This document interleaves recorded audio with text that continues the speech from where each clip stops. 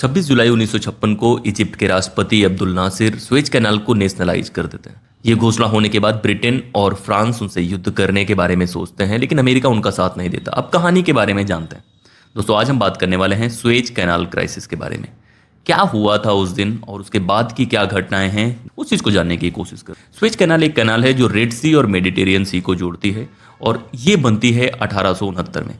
इसको बनाने वाली जो कंपनी होती है वो एक फ्रेंच कंपनी होती है और शुरुआती तौर पे जब ये बनती है तो इसमें इजिप्ट का और फ्रेंच कंपनी का लेना देना होता है, लेकिन बाद में इजिप्ट अपना शेयर ब्रिटेन को दे देता है। बाद में ब्रिटेन और फ्रांस की कंपनी मिलकर इस कैनाल को ऑपरेट करती हैं। चीज़ें बेहतर चल रही होती हैं 1936 तक, जब तक ब्रिटेन का कब्जा रहता है इजिप्ट में। लेकिन ब्रिटेन इजिप्ट से 1936 के बाद चला जाता है। उसके बाद सिचुएशन थोड़ी टेंस होने लग जाती है। जो पुराना कॉन्ट्रैक्ट था उसके तहत 1968 तक जो मैनेजमेंट है वो ब्रिटिश और फ्रेंच कंपनी के पास रहना चाहिए था, लेकिन अब्दुल नासिर ने 1956 में ही इसे नेशनलाइज कर दिया और घोषणा करा कि अब वो इस चीज़ को ऑपरेट करेंगे। अब इस घटना के बैकग्राउंड को समझने की कोशिश कीजिए। विश्व दो गुटों में बंट गया था, एक साइड यूएसए, दूसरे साइड यूएसएसआर, और दोनों अपने अपने देशों को इकट्ठा करने की कोशिश कर रहे थे। यूएसए वालों ने नाटो बनाया था और इधर वार्सा पैक्ट के माध्यम से इन लोगों ने भी एक मिलिट्री डिफेंस सिस्टम बना लिया था। दोनों ग्रुप जहां भी मौका मिलता था एक दूसरे से टकराने की कोशिश कर रहे थे। और उस दौर में जो मिडिल ईस्ट में चीजें चल रही थी इजराइल और अरब कंट्रीज के बीच में, वो भी सिचुएशन को काफी कॉम्प्लेक्स कर रहा था। अब्दुल नासिर जो इजिप्ट के एक फेमस लीडर थे और डीकोलोनाइजेशन जो मूवमेंट चल रहा था उसको भी वो लीड कर रहे थे।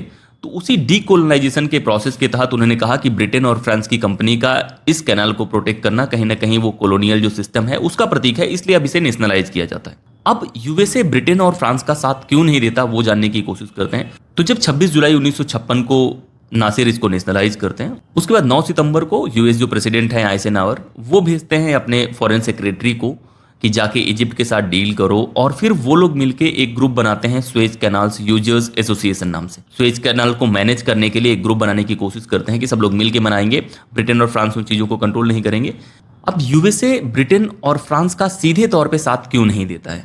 ये वो दौर है जब ब्रिटेन, फ्रांस, यूएसए काफ़ी क्लोजली वर्क कर रहे थे। मार्शल प्लान आ गया था। यूएसए बहुत ज़्यादा पैसा लगाने की कोशिश कर रहा था यूरोप में, फिर से उसको रीग्रो कराना चाह रहा था। लेकिन ये ऐसा वाकया था जहां पे डीकोलोनाइजेशन जुड़ा हुआ था। यूएसए शुरू से ही सेल्फ डिटर्मिनेशन और कॉलोनियल सिस्टम को खत्म करने की बातें कर रहा था। तो एक तो रीजन ये है। दूसरा रीजन है कि सोवियत यूनियन ने कुछ दिनों पहले हंगरी में अटैक करा था और उसको यूएसए ने क्रिटिसाइज किया था। तो इस तरह का क्रिटिसिज्म करने के बाद अब यूएसए कोई ऐसी पॉलिसी प्रमोट नहीं कर सकता था जहां पे उसके साथ का कोई अलाई किसी दूसरी कंट्री पे अटैक करे, क्योंकि वो सिमिलर सिचुएशन हो जाती। तीसरा रीजन था क्योंकि यूएसएसआर बहुत ज़्यादा इन चीज़ों पर इन्वॉल्व था और अभी भी यूएसएसआर वार्सा पैक्ट बनने के बाद वो नई नई कंट्रीज को अपने ग्रुप में शामिल करने की कोशिश कर रहा। तो यूएसए को ये भी लग रहा था कि इजिप्ट एक इंपॉर्टेंट प्लेस है, इंपॉर्टेंट कंट्री है, मिडिल ईस्ट का पावरफुल कंट्री है। अगर ब्रिटेन और फ्रांस ने उसके ऊपर अटैक करने की कोशिश करी तो कहीं वो यूएसएसआर वाले ग्रुप में ना चला जाए। तो इन सब डर की वजह से यूएसए ने ब्रिटेन और फ्रांस का साथ नहीं दिया और ये मैटर यूएन में गया।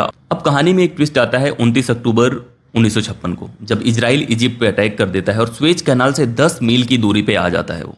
अब इसके बाद सिचुएशन कॉम्प्लेक्स होती है। ब्रिटेन और फ्रांस भी चाहते हैं कि वो अपने ट्रूप्स लैंड करें और वो लैंड करने की कोशिश भी करते हैं, लेकिन अमेरिका इसे क्रिटिसाइज करता है। मैटर यूएन पे जाता है और यूएन में अमेरिका ब्रिटेन और फ्रांस को सेंसर करने की कोशिश करता है। ये पहला वाकया था विश्व युद्ध के बाद जब अमेरिका कंट्रोल करने की कोशिश करता है ब्रिटेन को, फ्रांस को। और इस घटना के बाद जो ब्रिटेन के प्रधानमंत्री थे एंथोनी एडेन, वो रिजाइन करते हैं। उनके बाद एक नए प्रधानमंत्री आते हैं मैकमिलन, जो यूएसए से रिश्ते बाद में ठीक कर लेते हैं। तो ये था ओवरऑल स्वेज कैनाल क्राइसिस, जो यूएसए के अप्रोच को दिखा रहा था, ब्रिटेन और फ्रांस के विलिंगनेस को दिखा रहा था इजिप्ट पे अटैक करने का, और इजिप्ट का जो नेशनलाइजेशन का प्लान था वो कैसे सक्सेसफुल हुआ उसके बारे में। अब इस घटना का इम्पैक्ट क्या पड़ा? इस घटना का इम्पैक्ट ये पड़ा कि अब मिडिल ईस्ट एक इमर्जिंग जोन है और उस जोन पे ध्यान बनाए रखना पड़ेगा। मिडिल ईस्ट का ज़्यादातर जोन पहले ब्रिटेन कंट्रोल करता था, लेकिन अब इस घटना के बाद अमेरिका को लग गया था कि ब्रिटेन अब कमज़ोर हो गया है, ब्रिटेन अब इन चीज़ों को उतना मैनेज नहीं कर पाएगा।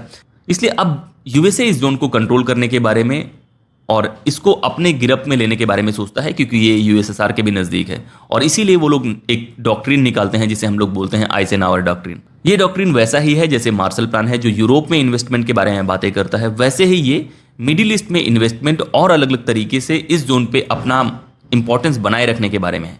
तो ये तो बातें थी स्वेज कैनाल क्राइसिस के बारे में, उससे जुड़े मेन फैक्टर्स के बारे में, क्यों ब्रिटेन और फ्रांस उस कब्जे को नहीं छोड़ना चाहते थे, क्यों इजिप्ट उसे नेशनलाइज करना चाहता था, यूएसए के सामने क्या डिलेमा था, यूएसएसआर के अप्रोच क्या थे, उन सारी बातों को मिला के स्वेज कैनाल क्राइसिस बनता है।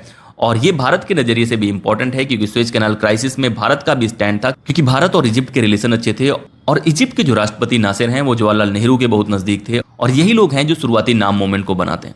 तो ये तो बातें थी स्वेज कैनाल क्राइसिस के बारे में।